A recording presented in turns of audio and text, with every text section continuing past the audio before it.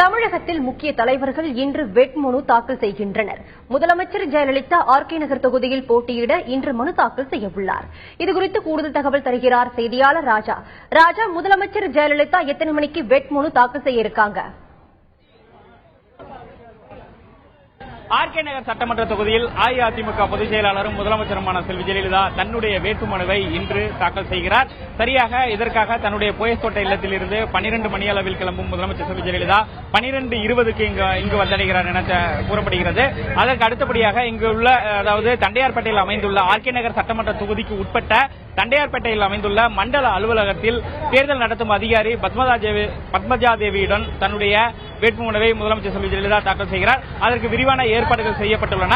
ஏற்கனவே ஆர்கே நகர் சட்டமன்ற தொகுதி இடைத்தேர்தலில் முதலமைச்சர் செல்வி ஜெயலலிதா இங்கு போட்டியிட்டு 1,60,000 வாக்குகள் வித்தியாசத்தில் வெற்றி பெற்றார் என்பது குறிப்பிடத்தக்கது. இன்று சரியாக 12:20 மணியளவில் வேட்புமனுவை தாக்கல் செய்யும் முதலமைச்சர் செல்வி ஜெயலலிதா இங்கிருந்து புறப்பட்ட அதற்கு அடுத்தபடியாக இன்று பாண்டிச்சேரியில் அங்குள்ள 30 வேட்பாளர்களுக்கான பிரச்சார கூட்டம் நடைபெற இருக்கிறது. அந்த பிரச்சார கூட்டத்திற்கு சென்னையிலிருந்து ஹெலிகாப்டர் மூலம் பாண்டிச்சேரி சென்றடைகிறார். ராஜா, முதலமைச்சர் வேட்புமனு தாக்கல் செய்ய உள்ளதை ஒட்டி அங்கு என்ன மாதிரியான ஏற்பாடுகள் எல்லாம் செய்யப்பட்டிருக்கு?